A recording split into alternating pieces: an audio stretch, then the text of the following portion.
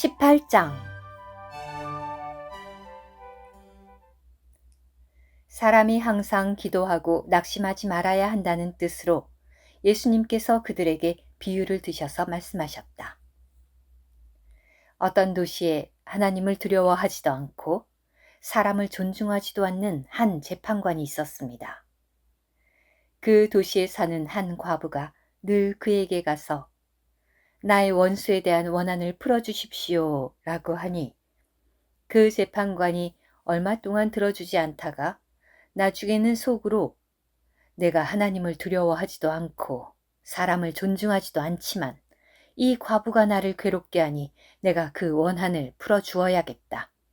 그러지 않으면 이 여인이 계속 와서 나를 못살게 굴겠구나 라고 하였습니다. 그리고 주님께서 말씀하셨다. 여러분은 이 불의한 재판관이 하는 말을 새겨 들으십시오. 하물며 하나님께서 밤낮 자기에게 부르짖는 선택하신 사람들의 원한을 풀어주지 않으시고 오래 참고만 계시겠습니까? 내가 여러분에게 말합니다. 하나님께서 그들의 원한을 속히 풀어주실 것입니다. 그러나 사람의 아들이 올 때 세상에서 믿음을 찾아보겠습니까? 스스로 의롭다고 자부하며 다른 사람들을 멸시하는 어떤 사람들에게 예수님께서 또 이런 비유로 말씀하셨다. 두 사람이 기도하러 성전에 올라갔는데 한 사람은 바리새인이고 다른 한 사람은 세리였습니다. 바리새인은 서서 혼잣말로 이렇게 기도하였습니다. 하나님 감사드립니다.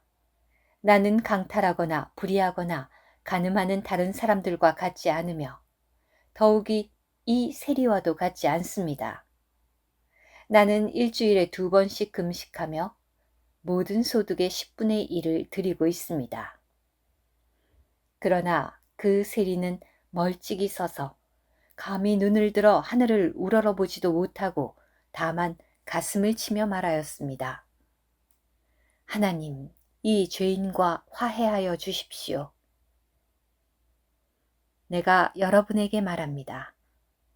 의롭게 되어 집으로 내려간 사람은 바리새인이 아니라 바로 그 세리였습니다. 누구든지 자신을 높이는 사람마다 낮아질 것이고 자신을 낮추는 사람은 높아질 것입니다. 사람들이 어린 아기들도 예수님께 데리고 와서 어루만져 주시기를 바라자 제자들이 이것을 보고 그들을 꾸짖었다. 그러나 예수님께서 어린 아기들을 가까이 부르시고 말씀하셨다.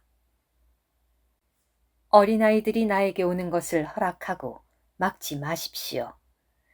왜냐하면 하나님의 왕국이 이와 같은 사람들의 것이기 때문입니다. 내가 진실로 여러분에게 말합니다. 어린아이처럼 하나님의 왕국을 받아들이십시오. 그러지 않으면 누구도 그 안으로 결코 들어가지 못합니다. 어떤 관원이 예수님께 선한 선생님, 내가 무엇을 하여야 영원한 생명을 상속받겠습니까? 라고 여쭈니 예수님께서 그에게 말씀하셨다. 왜 그대는 나를 선하다 하십니까? 하나님 한 분 외에는 아무도 선하지 않습니다. 그대가 간음하지 마라, 살인하지 마라, 도둑질하지 마라, 거짓 증언을 하지 마라, 너의 부모를 공경하여라 라는 계명들을 알고 있을 것입니다. 그가 말하였다. 이 모든 것은 내가 어려서부터 지켜왔습니다. 예수님께서 이 말을 들으시고 그에게 말씀하셨다. 아직도 그대에게는 한 가지 부족한 것이 있습니다. 그대가 가진 모든 것을 팔아 가난한 사람들에게 나누어 주십시오. 그러면 그대가 하늘에서 보화를 얻을 것입니다. 그리고 와서 나를 따르십시오. 그러나 그는 이 말을 듣고 몹시 근심하였는데 왜냐하면 그가 큰 부자였기 때문이다. 예수님께서 그가 몹시 근심하는 것을 보시고 말씀하셨다. 재물을 가진 사람들이 하나님의 왕국에 들어가기는 참으로 어렵습니다. 낙타가 바늘길을 통과하는 것이 부자가 하나님의 왕국에 들어가는 것보다 쉽습니다. 이 말씀을 들은 사람들이 말하였다. 그러면 누가 구원을 받을 수 있겠습니까? 예수님께서 말씀하셨다. 사람으로는 불가능한 것들이 하나님으로는 가능합니다. 그러자 베드로가 보십시오. 우리가 우리의 것들을 버리고 주님을 따랐습니다. 라고 하니 예수님께서 그들에게 말씀하셨다. 내가 진실로 여러분에게 말합니다.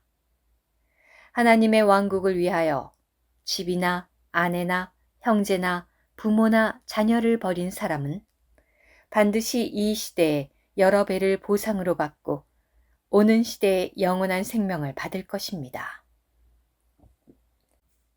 예수님께서 12제자를 한쪽으로 데려가셔서 말씀하셨다. 보십시오. 우리는 예루살렘으로 올라가고 있습니다.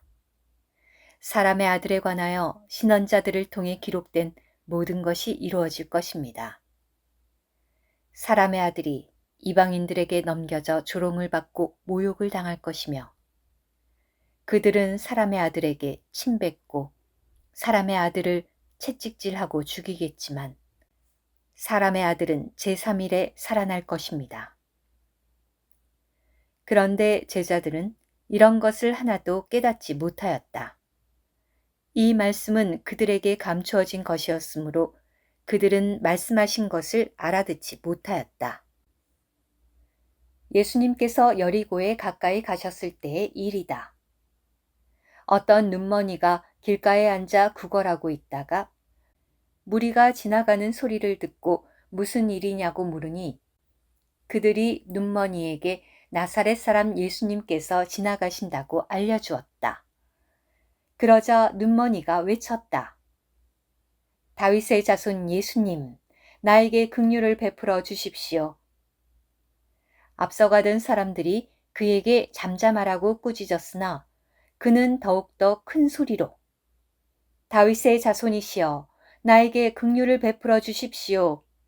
라고 외치니 예수님께서 걸음을 멈추시고 그를 데려오라고 분부하셨다. 눈머니가 가까이 오자 예수님께서 그에게 내가 그대에게 무엇을 해 주기를 원하십니까? 라고 물으시니 그가 주님, 내가 보기를 원합니다. 라고 하였다. 그러자 예수님께서 그에게 눈을 뜨십시오. 그대의 믿음이 그대를 낫게 하였습니다. 라고 하시자 그가 즉시 보게 되었다. 그가 하나님께 영광을 돌리며 예수님을 따르니 모든 백성도 보고 하나님께 찬양을 드렸다. 오늘 큐티.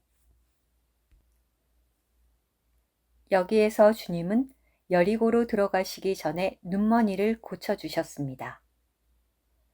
그러나 마태복음 20장 29절과 마가복음 10장 46절에 따르면 주님은 여리고에서 나오실 때 눈머니를 치료하셨습니다.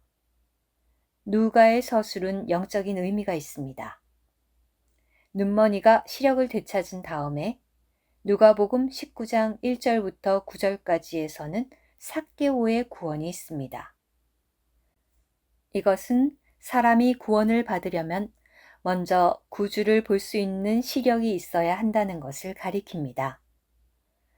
여리고에서 잇따라 발생한 이 두 사례는 영적으로 하나의 온전한 사례로 여겨져야 합니다.